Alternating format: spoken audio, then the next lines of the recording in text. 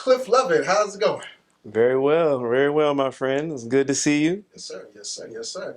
Last time I saw you was a couple years ago. Howard University extraordinaire. Mr. Man, big man on campus. I'm okay. I'm okay. You're the guy. Nah, We just in your world. nah. But hey, man, listen. I want to get you here because, um, you know, we were in school together, and uh, I think you kind of always were into fitness. If I'm not mistaken, but it's like after I left, and then a few years later, it seemed like you kind of went, full steam ahead. So I kind of wanted for Swarthy and Swank, which we're recording for. I kind of wanted to get that story and everything. So just give a little brief intro to people of who you are, where you're from, what you're about, and we'll dive right into everything. Absolutely, absolutely. So again, my name is Cliff Lovett. Pharmacist, graduated from Howard, from pharmacy school from Howard, with my brother over here. From a very, very small town in Georgia. So one of the things that got me into fitness is once I became a pharmacy student, I worked at CVS, fresh out of school, worked with CVS as well. Um, I saw a lot of the habits that people had led to them ending up taking medications. Mm. So I was a football player in high school, and my coach was always like, your physique, you could do bodybuilding. Always was into fitness. Um, so thinking about that and tying it into what I saw in the pharmacy world with a lot of people, their habits and their lifestyles, causing them to end up on some of the medications that you see more commonly Mm-hmm. in the world. It led me into a lifestyle of fitness. I began to do personal training along with working in the pharmacy as well.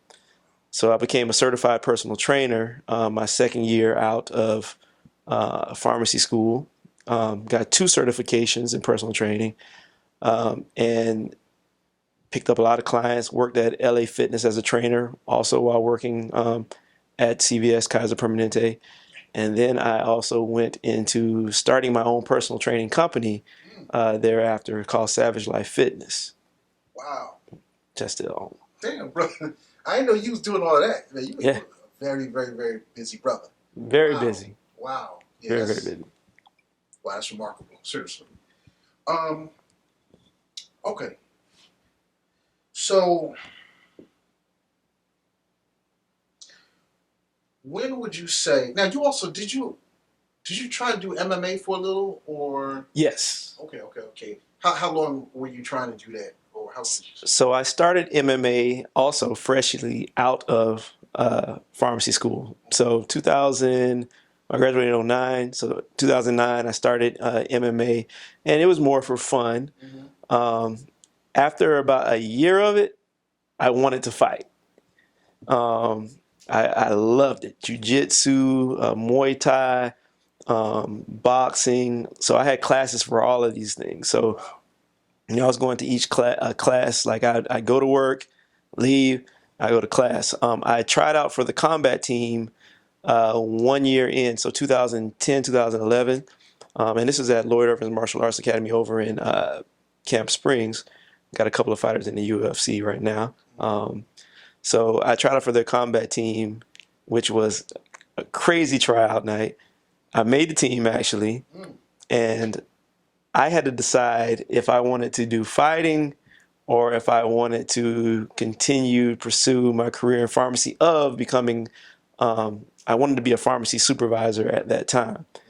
Mm-hmm. Um, so the only reason why I didn't fight is because I felt like, how am I going to go and be a supervisor with a black eye, messed up bones and joints or whatever from Right. fights. Mental fog. Yeah, Yeah. and do both. So that's the only reason why I actually gave up MMA after about 3 to 4 years of training in it.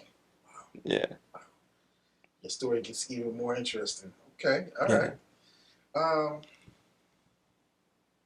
now, uh, describe your regular workout regimen as opposed to your. Well, let me back it up. When did you decide to start going towards the actual bodybuilding competition? Mm. When did you decide, like, you know what, this working out is good, going to the gym is good, but I think I kind of want to take it to the next level. When and how did that happen? So when I was personal training over at LA Fitness, the manager there, Dustin, he um, got into, he was doing competitions. And so I talked with him, and he told me he had one coming up. I think this was a show in August. And it was, I think, July, maybe June or July at the time. And I always stay in pretty decent shape. So I was like, you know what? I've always wanted to try this because remember I told you my coach in high school said I had the physique for it. Right. And I was like, this has always been in the back of my mind ever since my coach said this in high school football. So at that time I was like, you know what? I'm going to compete in this show too. He was angry because he was like, oh you, oh you want to steal my shine? You want to come and compete against me? I was like, no, bro, it's not like that. So we actually started training together for the show. Um, so I did my first show in, I want to say, what was that, 2017 to 2018? Okay. It was my first bodybuilding show. Um, I got first in debut. Okay. I got second in novice, and then I got fifth in the open, which was to get the pro card. Which is, for a first time out, it was a stacked show, like solid, that's solid results. So after that, I kept with it. Actually, in Atlanta, it was a battle of the either Battle of the Gods or something like that. I actually won first overall, Wow. and that was pre-pandemic, like 20. Actually, that was 2018. I won first overall in that show. We were one competitor short of me getting a pro card in that show. Um, but next year, I plan on competing. I always wanted to be a pro athlete. That's always been a life goal. Bodybuilding is going to be my avenue for that because at this point I'm a little bit too old to be fighting. But never too old to stay in shape. You're never too old to stay in shape. So, okay. So now you've done that. Now the first competition you did, that was local. Was it like more so Maryland or It was actually in Richmond. in Richmond? Okay. Mm-hmm. First competition was in Richmond. And then you went to Atlanta. Yep. Okay. Now, is there like kind of like boxing? Is there like weight classes in the bodybuilding competition? So it depends on what federation you're competing in. So the popular ones are NPC, which if you win an NPC, you become an IFBB pro. So those actually have weight classes. Only thing about that is it's not drug tested in NPC. So if you're competing, and NPC is the big one. That's the King Kong of them all. Okay. So if you're competing in that, just know the people that you're competing to get are probably juicing. Gotcha, So, gotcha. and me being, in pharmacy, dealing with drugs, I never wanted to be that guy. Right. I do things all natural. I eat healthy, and I train smart. So I actually did OCB, which is an organization of competing bodies, one of the other large federations, and it's one of the more, and it's all natural. They do drug testing, and they do polygraphs as well. Oh wow. Yeah. So they're trying to find out if you're really on that stuff or not. Right. So I compete with OCB, and I want to actually win my pro card with them. And once I win my pro card with OCB, I want to try my head against the juice heads. I want to get in there, and I'm not. That don't mean I'm gonna be juicing. No. But you want to see naturally. Naturally, how do you stack up? Yeah. That's a good goal. That's an awesome goal. So now that we talked about that, what I would like to know is describe to the audience what's your, let's say, in a week when you're not really trying to compete, when you're not training for competition, but you're just training just to stay in shape and just be on your shit. Um, what's your regimen like for, like, let's say a week or two? Break that down for me. Like number of hours, number of days, rest days, and all that type of stuff. So the gym is a lifestyle. It's like brushing your teeth in the morning, Mm. right? Like you got to do it. If you don't brush your teeth every day, you're gonna have yellow dingy teeth, That's right? right. If you don't go to the gym or do something physical every day, it's the same effect as your body has as your teeth. Mm. So I'm I may take a day off a week. I don't take too many days off. And if let's say if it's a day where I may go to the gym and not lift, but maybe I'll just go walk on the treadmill. You know, that's keeping that my body, is keeping me on point. A lot of people can't lift every day because of the muscle soreness, True. which is fine, but there's something that you can do. That's right. I try to keep myself in motion. So on a weekly basis, I'm always doing something. On a daily basis, I'll say I'm always doing something according to my fitness level, like what I want to do or how I want, um, I guess, to attack a body part, or my body each day. And so one way I go around the muscle soreness thing is I pick a body part. Mm-hmm. So I could do quads, on Monday, um, and do hamstrings on Wednesday or Friday. So that's two different parts of my leg. So I'm not doing the whole leg in one day. Gotcha. I could do chest, and this is like off season, right? I can do chest one day, and I can do like those single body parts. You can work them in 30 minutes, right? And that way you're not spending your whole day in the gym. Right. You're just hitting one thing. You're just keeping those body parts fresh, and then you can come to the gym 30 minutes a day, Mm-hmm. 15, 20 even, you know, just to get in and get out because you're just keeping yourself sharp. Now, if you're spending that little amount of time in the gym, though, you do have to have a good basis, right? Because you're, like they say, Rome wasn't built in a day. Correct. You got to build that foundation. So usually when the off season, that's what I'm doing as far as a lifting standpoint. Now, from a dietary standpoint, that's different. Um, from a dietary standpoint, I like to, once you start eating healthy, Mm-hmm. it becomes something that you just want to do regularly, right? So, like my breakfast is, pretty much is usually going to be the same thing, right? My lunches, if I'm preparing my meals, may be the same thing. Um, but that allows me to eat out or eat whatever desserts that I want to have. Like I just had Cold Stone yesterday. Right. you know, um, I just went to some uh, uh, sushi buffet, you know, earlier, last week, and just went all out on the desserts and everything else. So, Yeah. just being able, you got to make sure that you just have the foundation of your week together as far as, this is routine, this is routine, this is routine. And then you can just do what you want to, you Right. know, but it's all about having that base and knowing you just can't every day be a day of, I'm going to eat what I want Right. or taste. Like, you just can't do that every day, Right. you know? So, for you and being that you work out pretty much every day, uh, yeah. What is your breakfast and lunch and dinner composed of? What do you, Mhm. specifically speaking, you like? Yeah. So for me, in the morning is oatmeal and egg whites.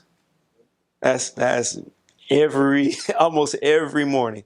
And coffee from here to there, And I usually do my coffee with honey. And, if I'm competing, I do my coffee with nothing in it, just straight black. Okay.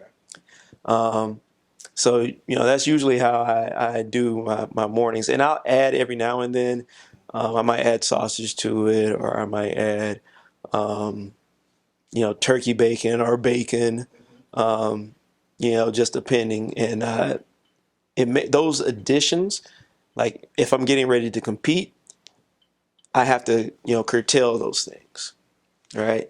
And if it's like, if I'm doing like carb cycling, I may take out the oatmeal and I might just do egg whites and bacon. You know, it just always depends. Lunch is usually, um, I keep it simple. It's either like tilapia, salmon, ground turkey. Um, and then like for vegetables, it's usually broccoli, Brussels sprouts. Um, I know it sounds kind of boring, but it's No, actually no. good. Yeah, and I think like broccoli and Brussels sprouts, they're part of the cruciferous family, and they're actually good at supporting testosterone Hmm. maintenance in men. Yeah, So like your kale, your Brussels sprouts, broccoli, cabbage. There's another one. They're all in that cruciferous family, and hmm, they all are good at maintaining your testosterone levels, which is important if you're bodybuilding, weight training. So absolutely, absolutely. So I keep those, and then if I'm gonna do a carb, I do like sweet potato because sweet potato actually has a fat burning component in it. Um, really, I didn't know that. yeah, Wow. sweet potato actually has a fat burner. It's actually a pretty solid fat burner as well as a carb. Um, the other thing people don't think about is the balance of your carbs, proteins, and fats, right? Break that down. So the normal everyday regular diet for somebody just is a 40-40-20. 40% protein, 40% carbohydrates, 20% fats. And that gives you 100% of your normal nutritional value. A lot of people don't have enough. And usually for a protein or a carbohydrate, it's either 1.1 um, uh, what 1.1 grams times your body weight. It's 1.1 to 1.5 grams times your body weight is like how many grams you're supposed to actually take in Mm, a day. okay. And that 40-40-20 rule, which means your protein is supposed to be almost just as much as your carbohydrates. Right. And then your fats is supposed to be like, 20% of all of that. Wow. Um, So a lot of times people don't think about that. Like they're either, too high on one end, too much protein, or, a lot of times most people are just way too high on the carbohydrates end, Yep. and they don't really understand. Vegetables are mainly carbs, right? You know, True. a vegetable is a carbohydrate. They're not like super high in carbohydrates, but they're carbohydrates. So like if some people are adding up their carbs, or even let's say somebody is a vegan, right? Mm-hmm. They're just taking in massive amount of carbohydrates with not enough protein, you know, not enough fats in their diet. I had an uncle that actually he's a vegetarian. Uh, Ended up getting a heart attack. He survived, thank God. He ended up getting a heart attack because his heart wasn't getting enough protein. A heart is a muscle, True. Wow. True indeed. True indeed. right? Oh. So your body needs protein actually to fuck all your muscles act off the protein kinase, Yeah. ATP, Right. There you go. There you go. Yep. you Yeah. remember all that stuff. Yeah. Your muscles act off of that, right? Mm-hmm. So that protein is needed so that your muscles can function and grow, all right? Um, Carbohydrates act as fuel. Right. So if you don't have enough of either, like, so if it's like peak week, right, for a competition, Mm-hmm. I lower my carbohydrates, right, which I don't have as much fuel. I'm high on the protein, but my muscles stay dense. I'm lower on my fuel, but also my calories are low.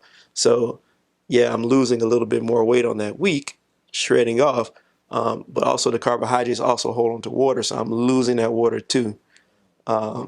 and it's all science for real. You know, there's a lot of science behind the peak week, behind the getting ready, behind the preparation to the whole thing. You know. So that was going to be my next question. And, you kind of gave a thorough analysis of like your you know your basic regimen. When it comes to like, let's say you like, you know what, I think I'm gonna this year. I think I want to compete.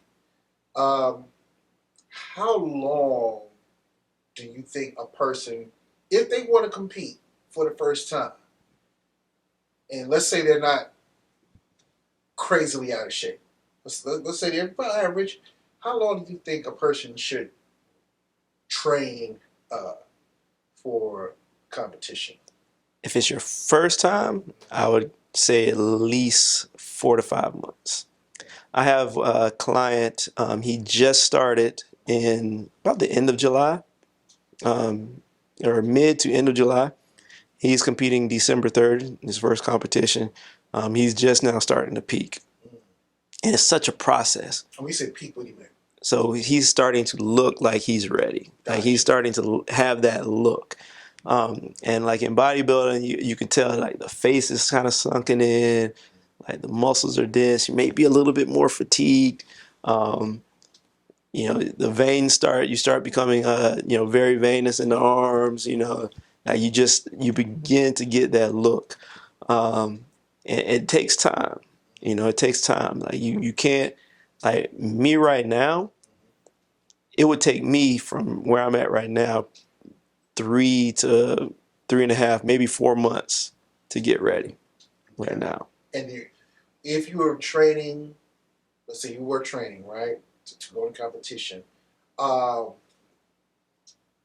how much time would you say you would put in the gym uh, each day? For a competition, it's at least an hour and a half. At least an hour and a half. You got